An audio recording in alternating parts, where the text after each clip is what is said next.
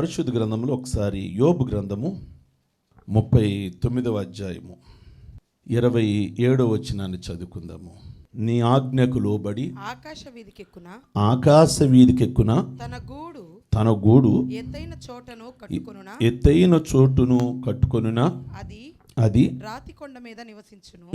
కొండపేటు మీదను ఎవరును ఎక్కజాలని ఎత్తు చోటును గూడు కట్టుకొనును. అక్కడ నుండియే తన ఎరను వెదుకును. దాని కన్నులు దానిని దూరము నుండి కనిపెట్టును. దాని పిల్లలు రక్తము పీల్చును. హతులైన వారు ఎక్కడ నుందురో అక్కడనే అది ఉండును. చాలండి. పరిశుద్ధ గ్రంథంలో చాలా జంతువుల గురించి ఉంది, అలాగే పక్షుల గురించి ఉంది, మనుషుల గురించి ఉంది, సర్పాల గురించి ఉన్నాయి. అయితే నిన్న ఆదివారం మనం ధ్యానం చేసాం. పాములాగానేమో వివేకంగా ఉండాలి. పాములు ఒక్కటి తీసుకోవాలి అంతే, జస్ట్ ఏంటి, వివేకంగా ఉండాలి. పరిస్థితులలో ఎంత వివేకంగా ఉండాలి అనేది. పావురములాగా మాత్రం కపటం లేకుండా జీవించాలని ప్రభు మాట్లాడారు. దానిలో నుండి నిన్న ఆదివారము పావురము యొక్క గుణలక్షణాలు ఏంటి, మనం కూడా ఎలా ఉండాలని ప్రభు కోరుకుంటున్నారు అన్న మాట మీద మాట్లాడాం. ఈరోజు బైబిల్లో మరొక పక్షి గురించి ఉంది. అది ఏమిటి అంటే పక్షిరాజు. ఆ పక్షిరాజు ఎక్కడుంటుంది అంటే ఆకాశ వీధుల్లో ఉంటుందట. తన గూడు ఎత్తైన చోటు కట్టుకుంటుందట. సహజంగా ఆ పక్షిరాజు అంటే గ్రద్ద లేదా గరుడు పక్షి అంటారు. అది ఎక్కడ నివాసం చేస్తుంది అంటే చాలా హైట్లో ఉంటుంది. అంటే కొండ మీద కానీ లేదా చెట్ల మీద కానీ ఎత్తైన చోట్లో కొండ మీద బండ సందులలో కానీ తన నివాసాన్ని ఏర్పాటు చేసుకుంటుంది. అంటే అక్కడైతేనే తన పిల్లలకి భద్రత, సురక్షిత ఉంటుందని దాని యొక్క ఆలోచన. ప్రియమైన దేవుని బిడ్డలారా, ఇక పక్షిరాజు కంటే కూడా హైట్లో విహరించే పక్షి ఏది కూడా లేదు. అందుకే దీన్ని పక్షిరాజు అన్నారు. అడవికేమో మృగరాజు ఎవరు అంటే కింగ్ ఎవరు అంటే సింహం అయితే, పక్షులన్నింటిలో కూడా కింగ్ ఎవరు అంటే ఈ గ్రద్ద, గరుడు పక్షి. చాలా హైట్లో ఉంటుంది. దీనికి మించి హైట్లో ఇంకా ఏ పక్షి కూడా వెళ్ళలేదు. అది దాని యొక్క గూటిని దాని నివాసాన్ని ఎక్కడంటే ఆ బండ మీద ఎత్తైన చోట్లో నివాసం చేస్తుంది. దాని పిల్లలకి అక్కడైతేనే సెక్యూరిటీ ఉంటుంది, ఏ శత్రువు కూడా వచ్చి అపహరించడు అన్న ఉద్దేశము ఈ గ్రద్దకు ఉంటుంది. అంటే అందులో నుండి మనం ఏం నేర్చుకోవాలి అని అంటే, ప్రభు మనకు ఒక బండ అయి ఉన్నాడు, మనకొక ఆశ్రయం అయి ఉన్నాడు.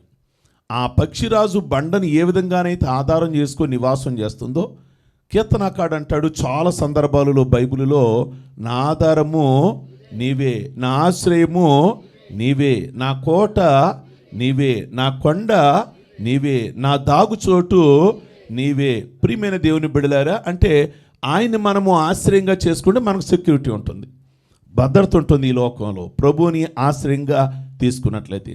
పక్షిరాజులో ప్రత్యేకంగా ఇందాక చదివిన మాటలో ఏముంది అంటే, దాని కన్నులు దానిని దూరం నుండి కనిపెట్టును. పక్షిరాజులో ఉన్నటువంటి గొప్పతనం ఏంటంటే దాని కళ్ళ గురించి మాట్లాడాలి. అది దాదాపుగా భూమికి 6000 అడుగులు ఎత్తులో ఉన్నప్పటికీ కూడా, భూమికి 6000 అడుగులు ఎత్తులో ఎగురుతున్నప్పటికీ కూడా, భూమి మీద వెళ్ళే చిన్న చీమను కూడా అది గమనిస్తుంది. అంత ఎత్తులో నుండి అది గమనిస్తుంది. దాని యొక్క చూపు అంత పవర్ అన్నమాట. ప్రియమైనటువంటి దేవుని బిడలారా, అంటే దాని చూపు ఆ శత్రువుని ఒకవేళ అది ఆహారంగా తీసుకుని వెళ్ళాలి ఏదైనా కానీ, అప్పుడు పైనుండి 6000 అడుగులు ఎత్తు ఎగురుతున్నప్పటికీ కూడా కింద ఏమున్నది, ఏ కోడి ఉంది, ఏ కోడి పిల్ల ఉంది, ఎలా తనికెళ్ళిపోవాలి, అంత చూపు, దానికున్న చూపు ఇంకా దేనికి కూడా లేదు. అందుకే బైబిల్ గ్రంథంలో ఆ గ్రద్ద యొక్క చూపు గురించి ఎప్పుడో క్రీస్తు పూర్వం యోబుతో దేవుడు రాయించాడు. యోబు గ్రంథంలో ఎప్పుడో రాయించాడు. ఈ రోజున గ్రద్ద చూపులాగా ఆత్మీయులమైనటువంటి మనకు కూడా చూపు ఉండాలి. గ్రద్దకి 2 పొరలు ఉంటాయి. ఒకటి పై పొర ఆకాశం వైపు చూస్తుంది, రెండో పొర క్రింద ఉన్న లోకాన్ని చూస్తుంది. ఒక దాంతోనేమో పైన ఆకాశాన్ని చూస్తుంది, రెండోది క్రిందున్న లోకాన్ని చూస్తుంది. అలాగే దేవుని బిడలమైనటువంటి మన చూపు ఏ విధంగా ఉండాలి అంటే, ఎంతసేపు భౌతిక సంబంధమైన వాటి మీదే కాదు, ఏమి తిందుమా ఏమి త్రాగుదుమా, ఏమి ధరించుకుందుమా, ఎలా జీవించుదుమా, అది ఈ లోకస్తులు ఎప్పుడు దాని మీదే మనసు పెడతారు. ఎలా ఉండాలి, ఎక్కడ ఉండాలి, ఏం చెయ్యాలి, సహజం. అది ప్రభువుని ఎరగని వారికి. ప్రభువుని ఎరిగిన వారికి ఇవి ఆలోచించొద్దు అని నేను చెప్పటలా, బైబిల్ చెప్పటలా.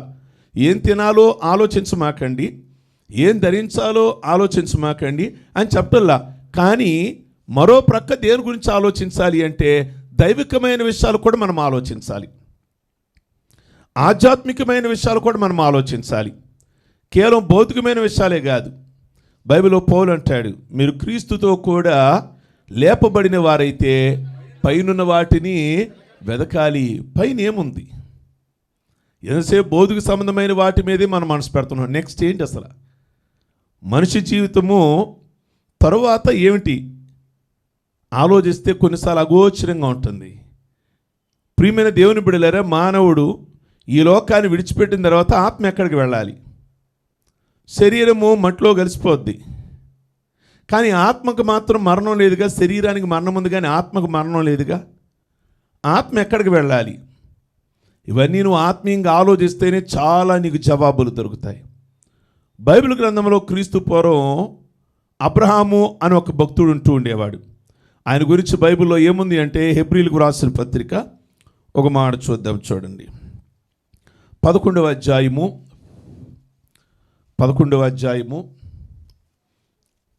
10వ వచనం నుండి చదువుకుందాం. ఏలయనగా దేవుడు దేనికి శిల్పియు,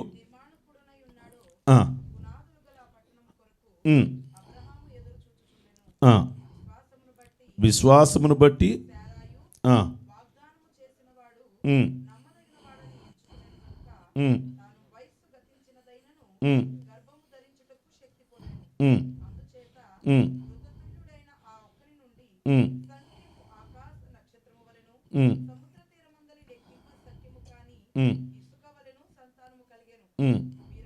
వీరందరూ ఆ వాగ్దాన ఫలము అనుభవింపకపోయినను దూరము నుండి చూచి వందనము చేసి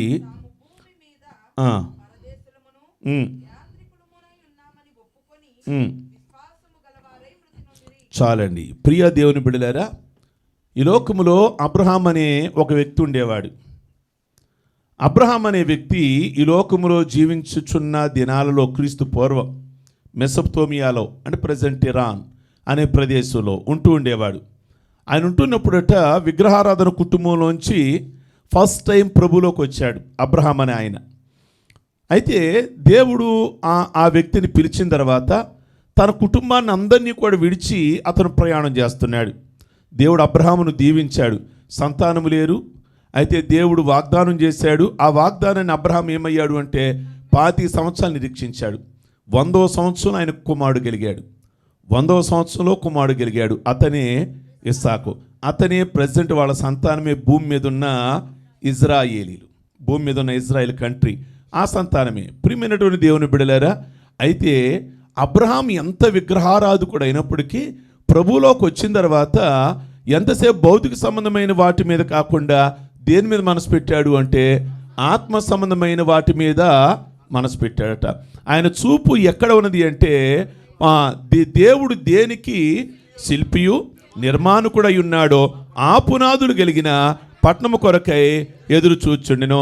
నేను ఒక మాట జ్ఞాపకం చేస్తా. పరలోకం అనేది మనకి ఎప్పుడు అవగాహన వచ్చింది అంటే ప్రభువైన యేసుక్రీస్తు ఈ భూమి మీదకు వచ్చిన తర్వాత యేసయ్య ఒక మానవుడిగా ఈ లోకానికి వచ్చాడు. దేవుడే మానవుడిగా వచ్చి పరలోకం ఏంటి, ఎలా ఉంటుంది అనేది చెప్పాడు. అంతకుముందు చాలామందికి అవగాహన లేదు, పరలోకం అంటే అవగాహన లేదు, పరలోకం అంటే అవగాహన లేదు. కానీ ఎప్పుడో ఉన్నటువంటి అబ్రహాము ఏం చేశాడు అంటే దేవుడు ఆ పునాదులు కలిగిన పట్టణం, ఆ పరలోకాన్ని నిర్మించాడని, అది స్టాండర్డ్ అని, ఈ భూమి మీద మానవుడు స్టాండర్డ్ కాదని, ఇది అశాశ్వతమని అబ్రహాము నమ్మాడట. ఈ భూమి మీద మనం ఎవరమై ఉన్నాము అంటే పరదేశులమై ఉన్నాం, యాత్రికులమై ఉన్నాం. నిజమే, ప్రతి ఒక్క మానవుడు భూమి మీద ఎవరు అంటే పరదేశి అంటే దేశం కాని వాళ్ళు వస్తారు, మన దేశానికి వస్తారు, కొద్ది రోజులు ఇక్కడ ఉంటారు, మళ్ళీ ఎక్కడికి వెళ్ళిపోవాలి, వాళ్ళ దేశానికి వెళ్ళిపోవాలి. కనుక వాళ్ళు వచ్చేటప్పుడు ఏం చేసుకోరు అంటే ఎక్కువ లగేజీతో రారు వాళ్ళు. ఇండియాలో ఒక 10 రోజులు లేదా ఒక నెల ఉండి పోవాలి, లేదా మనం వేరే దేశానికి వెళ్ళాలి. కనుక మళ్ళీ ఏ రోజుకైనా మనం ఎక్కడికి వచ్చేయాలి అంటే మన ఇంటికి వచ్చేయాలి, మన దేశానికి మన ప్రాంతానికి వచ్చేయాలి. అబ్రహాం చెప్పిన విషయం ఏంటంటే ఈ భూమి మీద మనం కూడా పరదేశులమి. ఈ భూమి మీద మనం ఎవరమై ఉన్నాము అంటే యాత్రికులమై ఉన్నాం. ప్రియ దేవుని బిడ్డలారా, యాత్రకు వెళ్ళిన వాడు వెనక్కి వచ్చేయాలి ఒక రోజున సొంత ప్రాంతానికి. అబ్రహాం ఇచ్చిన సందేశం ఏంటంటే ఈ భూమి మనది మాత్రము కాదు. ఒక రోజున ఈ భూమిని మనం విడిచిపెట్టి మనం ఎక్కడి నుంచి వచ్చామో అక్కడికి వెళ్ళిపోవాలి. అదిగో ఆ పరలోకం, అదిగో ఎవ్వరూ చెప్పాల పరలోకం గురించి. ఫస్ట్ టైం ఎవరు చెప్పారు అంటే అబ్రహాం చెప్పాడు. అదిగో పరలోకం కనబడుతుందని భూమి మీద ఉండి ఏం చేశాడు అంటే ఆ పరలోకాన్ని చూశాడు, పరలోకాన్ని చూశాడు. ప్రియ దేవుని బిడ్డలారా, ఒక మాట చెప్పాలి అంటే అబ్రహాం ఎంత ధనవంతుడు అంటే ఈ రోజున అంబానీ మీద 5-6 అంతుల ధనవంతుడు, 5-6 అంతల ధనవంతుడు. బైబిల్లో 300 మంది 18 మంది అలవరచబడిన వాళ్ళు అని ఉంది. జస్ట్ 318 మంది కాదు, 3000 మంది ఉన్నారు పనివాళ్ళు. అంబానీ ఇంట్లో 500 మంది ఉన్నారు. అంబానీ ఇంట్లో 500 మంది ఉన్నారని మనం చదివాము, విన్నాము. అబ్రహాం ఇంట్లో ఆ దినాలలో 3000 మంది. అంటే ఎంత ధనవంతుడు అంటే అంబానీ మీద 5 రెట్లు 6 రెట్లు ధనవంతుడు. డబ్బు లేనివాడు కాదు, ఆ రోజుల్లో బాగా డబ్బున్న ఆయన. ఒక్క పిల్లలు లేరనే కానీ బాగా డబ్బున్న ఆయన. కానీ ఎంతసేపు దేని మీద మనసు పెట్టాడు అంటే ఆ పరలోకం మీద మనసు పెట్టాడట. అందుకే ఆయన ఎక్కడైనా ఎలా ఉన్నాడు అంటే గుడారాలలోనే ఉన్నాడట. ఆయన కట్టుకోగలిగిన ఇల్లు చాలా బ్రహ్మాండంగా కట్టుకోవచ్చు. ఆ రోజుల్లో కట్టుకున్నారు, రాజులు కట్టుకున్నారు. ఆయన తర్వాత 2-3 జనరేషన్లకు వచ్చారు ఈజిప్టు రాజులు, పిరమిడ్స్ కట్టుకున్నారుగా. అబ్రహాము కాలం నుంచి కూడా ఆ ఈజిప్టులో ఐగుప్తులో పిరమిడ్స్ కట్టుకున్నారు. కొద్ది కాలం ముందు వాడు అబ్రహాం. మరి అబ్రహాం కూడా బ్రహ్మాండమైన ఇల్లు కట్టుకోవచ్చు, పిరమిడ్స్ కట్టుకోవచ్చు ఆయన. కానీ అలా కట్టుకోలే. ఎందుకు కట్టుకోలేదు అంటే భూమి మీద మనం ఎవరమై ఉన్నాము అంటే యాత్రికులమై ఉన్నాం, పరదేశులమై ఉన్నాం. కనుక ఈ భూమి మీద ఆయన ఎంతసేపు ఏం కట్టుకున్నాడు అంటే గుడారాలలో ఉన్నాడట. నాకు స్టాండర్డ్ ఇల్లు ఉందిగా, అక్కడ పరలోకంలో స్టాండర్డ్ ఇల్లు ఉందిగా. ఎంతసేపు మనం ఇక్కడ గురించి ఆలోచిస్తున్నాం కానీ రేపు మనకు అక్కడ ఇల్లుందా? దూరపు చూపు కలిగిన వాడు ఎవరు అంటే అబ్రహాం. ఒక డేగ కళ్ళు చూపు గురించి బైబిల్లో రాయబడి ఉన్నది. అది బాగా దూరదృష్టితో చూస్తుందట. ఈ రోజున దేవుని బిడలుగా దూరదృష్టి కలిగిన వారిగా ఏమిటి ఆ దూరదృష్టి? పరలోకం అనేది ఉన్నది, నాకు కూడా అక్కడ ఒక గృహం కావాలి, అక్కడ నేను కూడా ఉండాలి అని. ఇక్కడ ఉండగానే నువ్వేం చెయ్యాలి అంటే అక్కడ ఇల్లు రెడీ చేసుకోవాలి. ఈ లోకాన్ని నువ్వు విడిచిపెట్టేసిన తర్వాత అక్కడికి వెళ్ళాక నీ గృహం అనేది అమరదు. ఇక్కడ ఉండగానే మంచి కార్యాలు చేస్తూ దేవునికి లోబడి జీవించి రక్షణ పొంది, ప్రియమైన దేవుని బిడ్డలారా, ఈయన తమ్ముడు గారు అబ్బాయి ఉన్నాడు, అబ్రహాం గారు తమ్ముడు గారు అబ్బాయి లోతు ఉన్నాడు. అబ్రహాంతో పాటు ప్రియ దేవుని బిడ్డలారా అబ్రహాం గారి సహోదరుడు కుమారుడు లోతు ఉన్నాడు. అబ్రహాముతో వెళ్ళిన తర్వాత దేవుడు అన్ని విధాలా కూడా ఏం చేశాడు అంటే లోతును ఆస్వాదించాడు, బాగా దేవుడు దీవించాడు.